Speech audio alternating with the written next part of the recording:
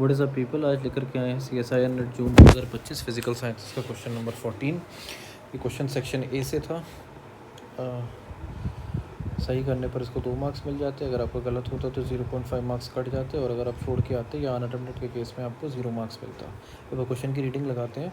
A number is mistakenly divided by 2 instead of being multiplied by 2। What is the change in the result caused by this mistake. आपके पास 4 option थे। Option 1 25%, option B 50%, option C 75%, option D 100%। ठीक है, तो इस सवाल को solve करने के लिए चलिए इसे सॉल्व करते हैं। दिया है कि कोई नंबर है, let the number be X, let the number be X, जिस नंबर को आपको एक मिनट रुकिए, let the number be X, इस नंबर को आपने क्या करना था, ये 2 से डिवाइड हो गया, जबकि क्या होना था, 2 से मल्टीप्लाई होना था। So what we have done, what has been done लिख देता हूँ। व्हाट हैज़ बीन डन, किया क्या गया है, इसका डिवाइड कर दिया गया है, डिवाइड बाई 2। और what was suppose to be done, what was suppose to be done, suppose to be done ये हुआ था कि इसको 2 से मल्टीप्लाई करना था। ठीक है, ये चीज़ हो चुकी है, यानी मुझसे सपोज अगर मान लो नंबर 100 था, तो हुआ क्या कि 100 2 से डिवाइड हो, यानी 50 आंसर आ गया, लेकिन आंसर क्या आना चाहिए था, 2 से मल्टीप्लाई होकर 200 आना चाहिए था। ठीक है, तो ये है जो चेंज आया है। अब वो यही पूछ रहा है कि आगे what is the change in the result caused by this mistake. तो पहला पार्ट हमने पूरा कर लिया कि दोनों हमने इक्वेशंस बना दिए। अब what is the change in the result caused by this mistake, अब इस गलती के कारण आपका रिजल्ट में कितना चेंज आया वो देखना। ठीक है, तो परसेंटेज चेंज आया है, तो परसेंटेज चेंज जो आएगा वो आएगा, कैसे आएगा, इन दोनों का इक्वेशन 1 और इक्वेशन 2 का डिफरेंस आ जाएगा। आप कैसे भी लो, हम मॉड में ले लेंगे, मॉड में लेके what has been done minus what was supposed to be done, ठीक है, ये तो हमने लिख लिया, डिवाइडेड बाय। ठीक है, अब डिवाइडेड बाय में इक्वेशन 1 वाला आएगा, इक्वेशन 2 वाला आएगा। इस चीज़ पे काफ़ी स्टूडेंट जो है वो कंफ्यूज होते हैं।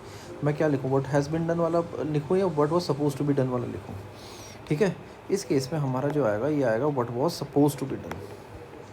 ठीक है, इस केस में आएगा what was supposed to be done.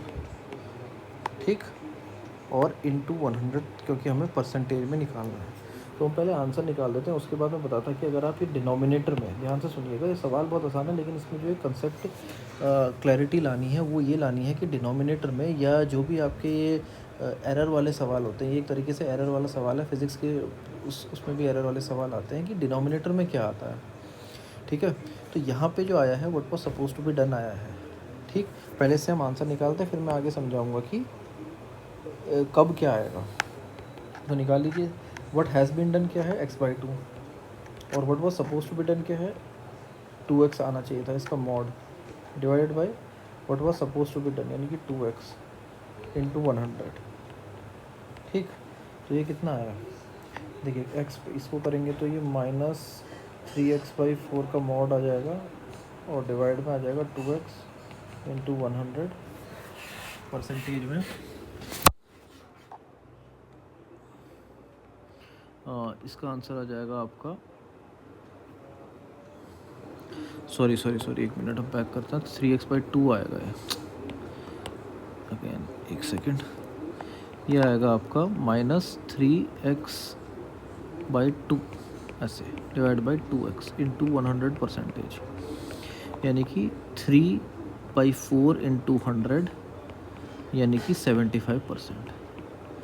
ठीक है, अब देखते हैं 75%, देखिए ऑप्शन में भी है, ये ऑप्शन नंबर 3 है, तो ये ऑप्शन नंबर 3 इसका सही आंसर होगा। तो एक बार मैं लिख देता हूँ, देयरफॉर करेक्ट आंसर जो है आपका वो है option 3 which is 75%।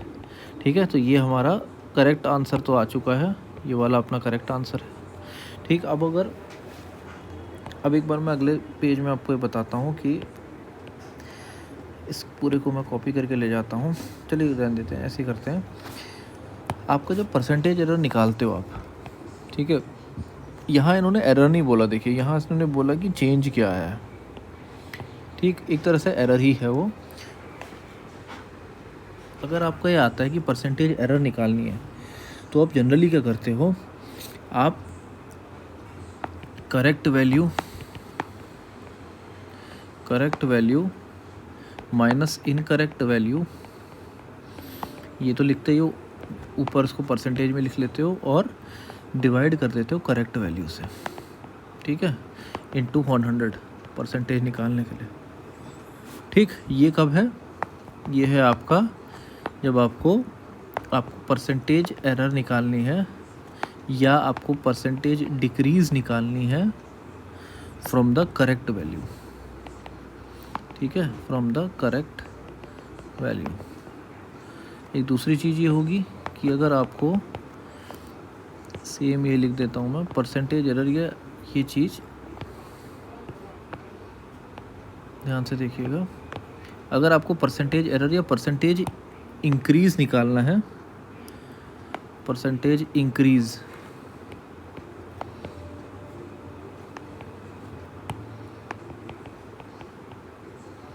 Percentage increase from the correct value, ऊपर निकाला था हमने डिक्रीज़, इस बार हम निकाल रहे हैं, देखो ध्यान से देखो, ये है इंक्रीज़, ठीक है, ऊपर निकाला था डिक्रीज़, ये यहाँ हम निकाल रहे हैं क्या? इंक्रीज़।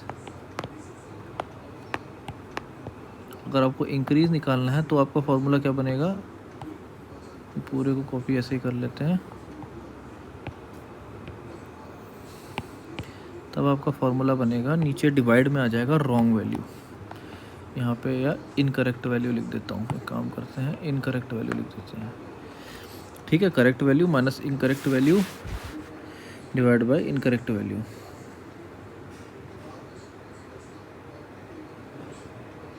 ठीक,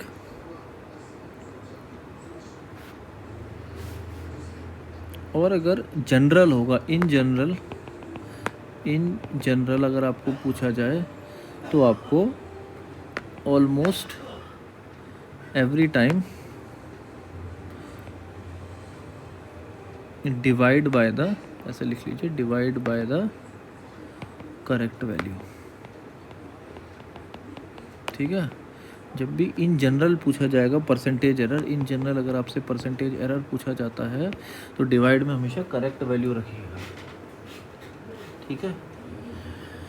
तो इस केस में हमने जब ये इस वाले मेथड से निकाला, परसेंटेज एरर निकाला, करेक्ट वैल्यू से डिवाइड किया था मैंने, यानी कि जो हमें आनी चाहिए थी, यानी एक तरीके से मैंने जनरल मेथड भी यूज़ किया तो मेरा आंसर 75% आया। अगर मैं इनकरेक्ट वाले से करता, अगर मैं से सपोज इस वाले मेथड से जाता तो क्या आता, अगर मैं ये वाला मेथड यूज़ करता तो मेरा आंसर क्या आता, देखिए, तो मेरा आंसर आता परसेंटेज एरर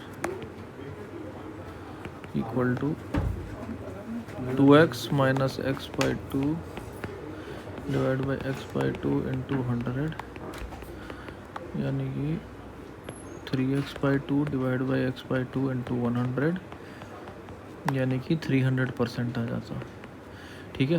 लेकिन 300% जैसा ऑप्शन आपको यहाँ कहीं दिख ही नहीं रहा है ऑप्शंस में, तो एक तरीका ये भी होता है आपके उसको एलिमिनेट करने का, क्लियर। 300 भी अगर ये देता तो यहाँ पे कुछ ना कुछ क्वेश्चन में लिख के देता कि what is the change in the result, या increase in the percentage error या डिक्रीज़ इन द परसेंटेज। इसने खाली वर्ड लिखा चेंज, चेंज यानी कि चेंज इंक्रीज़ भी हो सकता है, डिक्रीज़ भी हो सकता है, डिक्रीज़ होना भी चेंज है, इंक्रीज़ होना भी चेंज है, क्लियर। तो यहाँ पे ये वाला क्योंकि नहीं दिया था इसीलिए हम ये वाला ही लेंगे, जो कि जनरल तरीका भी होता है कभी भी किसी इस टाइप के सवालों को सॉल्व करने का। ये वाला एक स्पेशल केस है, जबकि कुछ ऐसा दिया हो सवाल में तभी आप यूज़ करेंगे, ठीक है। इसीलिए आंसर इसका 75% आया है ये वाला, ना कि 300% जैसा कि हमने ये बनाया है, ठीक। तो I hope you like the video. Question आसान था बट एक ये वाला कंसेप्ट जो है ये मेरे को आपको एक्स्ट्रा एक्सप्लेन करना था, so I hope I justified the explanation of this concept. तब तक मिलते हैं अगले वीडियो में, तब तक के लिए थैंक यू।